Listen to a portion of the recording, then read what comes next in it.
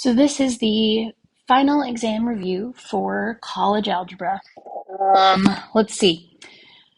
This first question says, for each of the following, use the given graph of f of x. Number one, they want us to find f of -2. So what we're going to do is we're going to go to -2 on the graph right here, and we're just going to follow it down until it intersects with the function, which it does right here, and we'll see where that is. Well, it happens at -4. So that means f of -2 equals -4.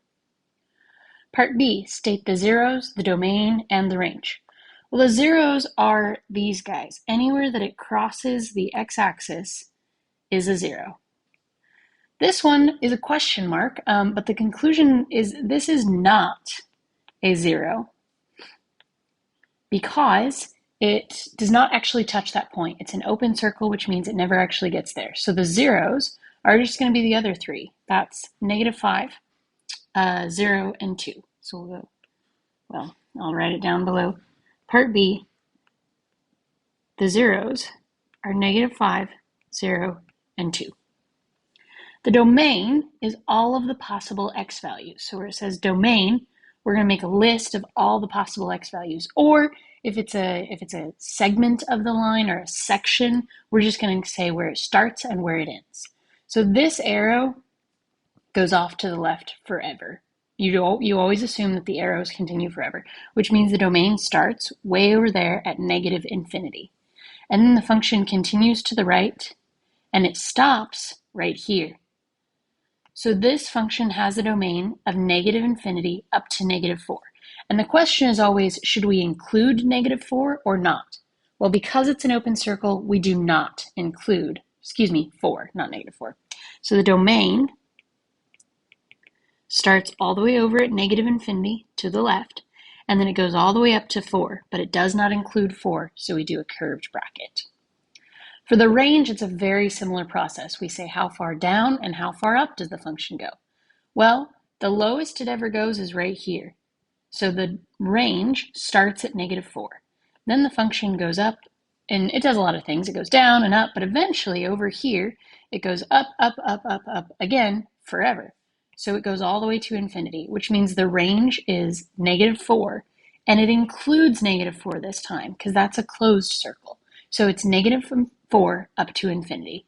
So we would write that like this. The range is -4 up to infinity. Oops, excuse me, include -4. So the two different brackets tell you whether you should include or exclude the number. Okay, part C, determine the intervals where the function is increasing and decreasing. Well, we always move left to right. So if you start way over here at like -infinity and you follow the function, you are decreasing. It is going down. So we're going to start by writing that. It is decreasing, starting at -infinity and going all the way to, and you measure it by the x values. So it's decreasing from -infinity to -2.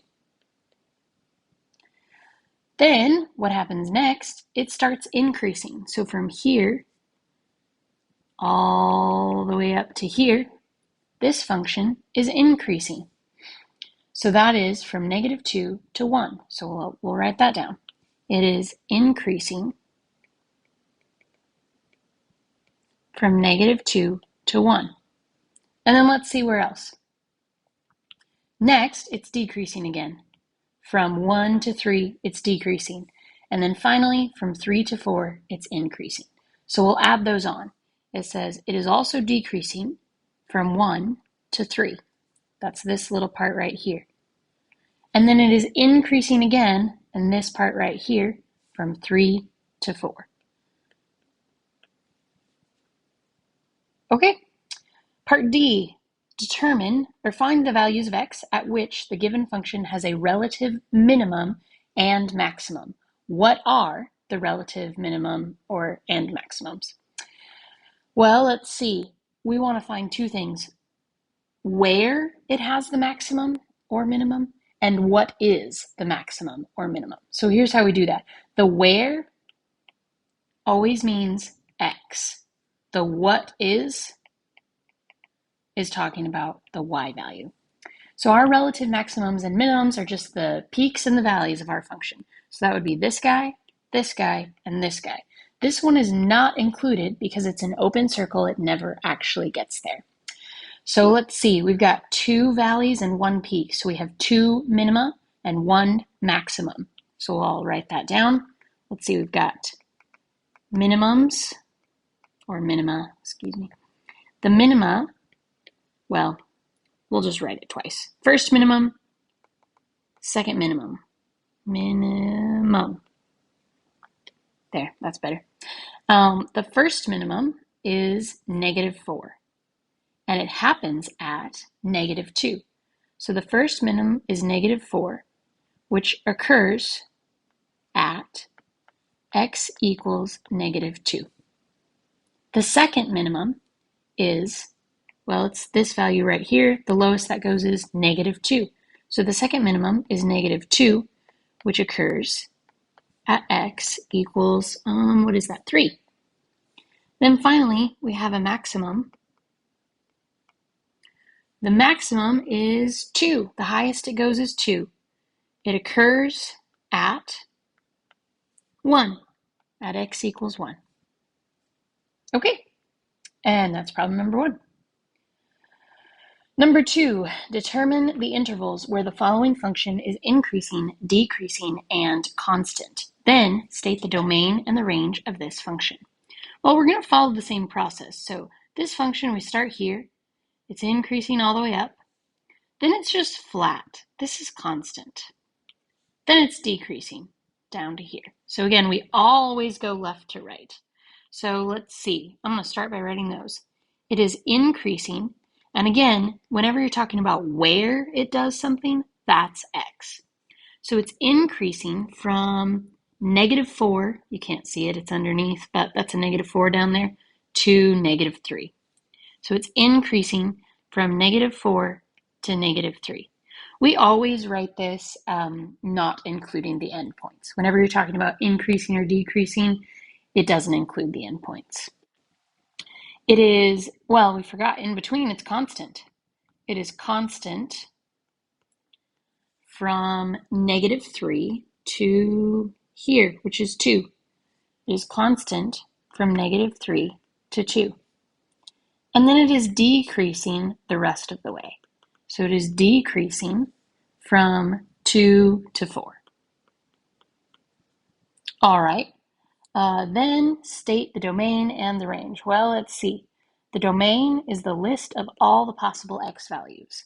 The farthest left it goes is -4. It's a closed dot, so I'm going to include it in the domain. The highest it goes is going to be 4. And again, I will include it because it's a closed dot. The range is all the possible y values. That's the lowest and the highest. Well, the lowest this graph ever goes is right here. That's -1. So the range goes from -1, and it includes it because it hits -1, and it goes all the way up to here, which is 3. And again, it actually hits 3 at a lot of different points, so we will include it. Number 3, state the domain of the following functions. A gives us this, square root 3x minus 5. Square root has a restriction.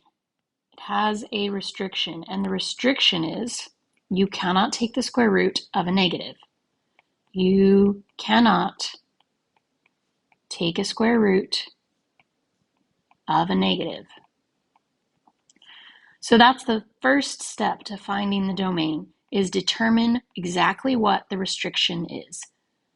The one thing to note is that you can take the square root of 0. You can take the square root of 0. That's allowed. So this thing, this 3x minus 5 inside the function, it must be greater than or equal to 0. It just can't be negative. Then we just solve this. I'm going to add 5 to both sides, and I get 3x is greater than or equal to 5. And then I will divide both sides by 3, and I get x is greater than or equal to 5 over 3. Then I'll just write that as a domain in interval notation. So the lowest x can go is going to be 5 over 3. And I need to write that with a rectangular bracket because it includes it. The highest x can go is infinity. No restrictions there. So this would be the answer to A. Starts at 5 over 3, goes all the way to infinity. For B, this function right here is a polynomial. Polynomials have no restrictions. Polynomials have no restrictions. You can restrictions. You can plug any number in there. I should specify on domain. There might be some restrictions on range. We're not worried about that. Restriction on domain. So the domain of part B is going to be negative infinity all the way up to infinity. No problems. Part C, you've got this. Fractions have a restriction, and the restriction is you cannot divide by 0. You can divide by anything else, positive, negative, anything else. So we only have to write this denominator cannot equal 0.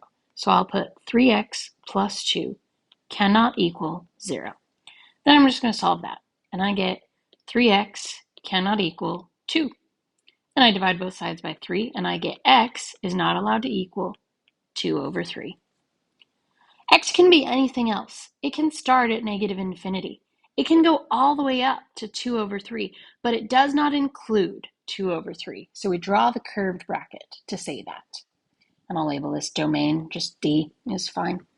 Then it's allowed to be above 2 over 3 as well. So I'll put or, union, and it is allowed to be 2 over 3 all the way up to infinity. Both of those are acceptable. The only thing that's not allowed is 2 over 3 itself. It is not included in either one of these.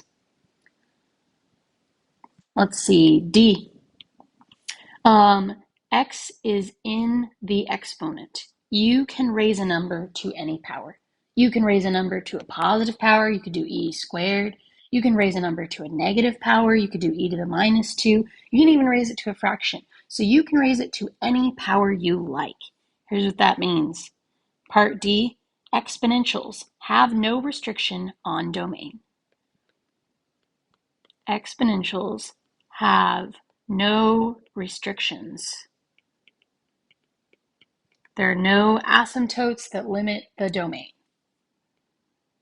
There is an asymptote that limits the range, but we're not worried about that right now. The domain is all real numbers. Starts at negative infinity, goes all the way up to infinity. No problems. Let's see. Okay, last one. We've got the natural log of 3x plus 4. There is a restriction. Restriction for natural log is you cannot take the log, any kind of log, natural or otherwise, you cannot take the logarithm of 0 or negatives. You can check this by plugging it into your calculator. Try to take the natural log of 0, it will give you an error. So let's see, this part inside, 3x plus 4, has to be positive. So let's write that. 3x plus 4 must be positive, and it can't be 0, so we shouldn't include it. Then I'm going to solve that, and I get 3x is greater than negative 4. Then I'm going to divide both sides by 3, and I get x is greater than negative 4 over 3. In other words, we start at negative 4 over 3, we don't include it, we go all the way up to infinity. All right. Number 4, find the difference quotient. Well, the difference quotient formula is given to us, which is great news. It means you do not have to memorize it. Here it is. It's f of x plus h minus f of x divided by h. So all we have to do is plug our function into the difference quotient. So the f of x part of it is really easy. It's right here. It's just x squared minus x minus 2. So we're going to take this x squared minus x minus 2 and just plug it into the f of x. H is also really easy. It's literally just h. The only hard part is going to be this guy. So the first thing I'm going to do is find that part. What is f of x plus h? Well, to do that, I'm going to copy this function exactly, but everywhere I see an x, I'm going to replace it with x plus h. When I do that, I'm going to have to do some simplifying. So let's see. To do this, I have to FOIL it. There's no easy way around it. Got to FOIL it. I'm going to do that in my head. It's x squared plus 2xh plus h squared. For this guy, I'm going to distribute that negative. Here, I'll write a little note. You have to FOIL. When I distribute that negative, I get minus x minus h minus 2. Okay, done. So I'm going to stick some parentheses around this, and I'm going to plug it in right here. So we've got our difference quotient. We'll just have to do some simplifying. The difference quotient is f of x plus h. That's this. X squared plus 2xh plus h squared minus x minus h minus 2. And then we subtract f of x. That's this guy. X squared minus x minus 2. And then we're going to divide by h. To simplify this, I'm going to have to distribute this negative. And that first parentheses doesn't need any simplifying. I'll just leave it exactly as it is. So I'll have x squared plus 2xh plus h squared minus x minus h minus 2 minus x squared plus x plus 2. And then it's all divided by h. The things that cancel are going to be this x squared, and this 2. And we're left with 2xh plus h squared minus h divided by h. To simplify this even further, I'm going to factor an h out of the top and write down what I have left. And then I'm going to cancel the h on top and the h on bottom, and my final answer is 2x plus h minus 1. For the second one, I'm going to give myself a little bit more space, and let's see. We're trying to find the difference quotient of this. 3x squared minus 2x plus 6. So I'm going to copy that and put it, I'm going to copy that and put it down below. So, okay. Here we go. That's fine, I guess. Took the whole thing with us. Okay, so this function has the same exact difference quotient. We're going to follow the same exact process. The first thing we're going to do is find f of x plus h. And in this case, we copy this guy, but we put in an x plus h everywhere we see an x. So that ends up looking like this. X plus h everywhere you see an x.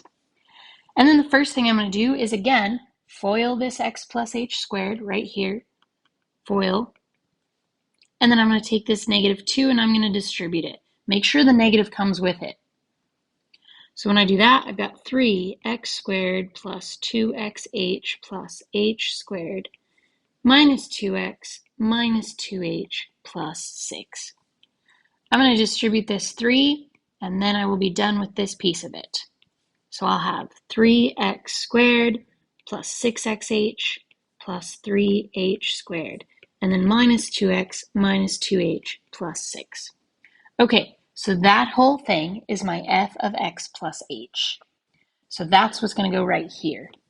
And my minus f of x will be easy. It's just this guy, 3x squared minus 2x plus 6, and then h, of course, will be easy.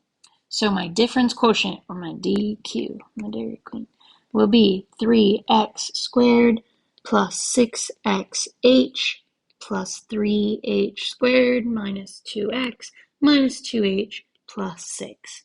And then I'm going to subtract my original f of x, which is 3x squared minus 2x plus 6. And then the whole thing gets divided by h. I'm going to have to take this negative and distribute it as well. When I do that, I get 3x squared plus 6xh plus 3h squared minus 2x minus 2h plus 6 minus 3x squared plus 2x minus 6. All divided by h. Okay, the things that cancel. 3x squared minus 3x squared minus 2x plus 2x plus 6 minus 6. we are left with 6xh plus 3h squared minus 2h, all divided by h. Again, I'm going to factor out an h, and I write down what I have left. And then the h on top and the h on bottom cancel, and my final answer is 6x plus 3h minus 2. Okay, number 5. The square root function is reflected over the y-axis and shifted 2 units down. Okay, the first thing we need to do is graph the square root function.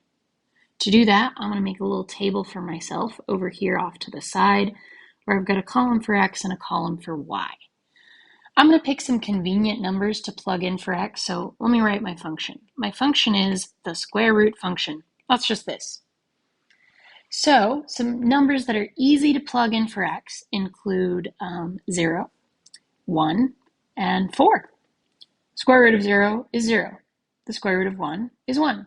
The square root of 4 is 2. So each of those points, this point is 0, 0. I'm going to graph it. 0, 0, right here. Then 1, 1, that's right here. Then x is 4 and y is 2, that would be right here. Then I'm going to connect those with a smooth line, and that is my square root function.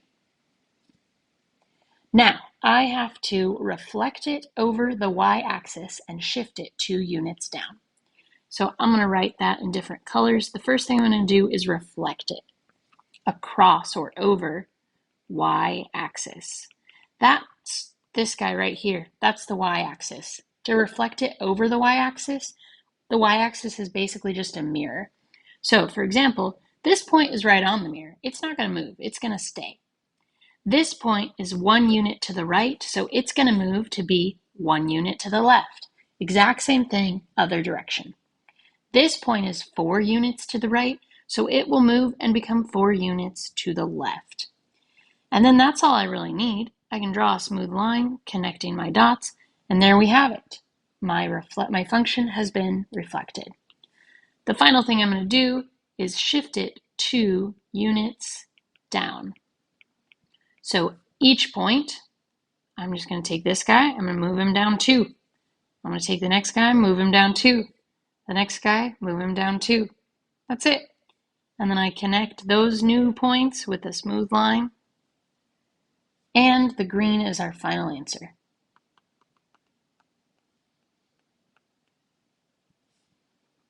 Sketch the graph and state the domain. Well, here's the sketch of the graph. The domain is all of the possible x values. As you can see, it goes to the left as far as we need it. So the domain starts all the way over at -infinity. But the green graph ends right here. It doesn't go past that. So it ends at 0. And it's got a dot at 0, so we will include it, but that's the domain. Okay, number 6. If the function, well, I think this is going to be the same. We're going to shift it and vertically stretch it. What's the resulting function? Okay, let's start by sketching it.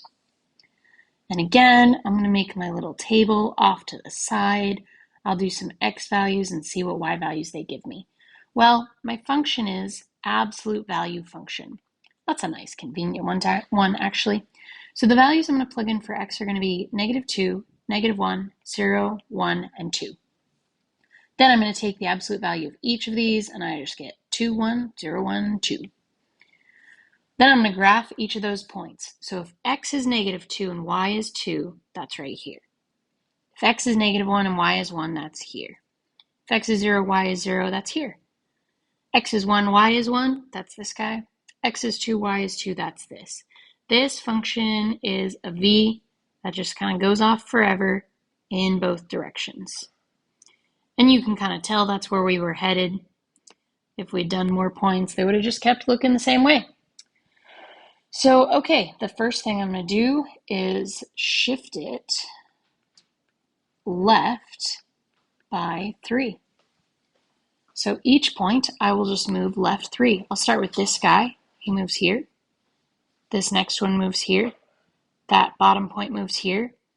And then, let's see, we've got one here and one here. So it's the exact same function, just moved to the left by 3.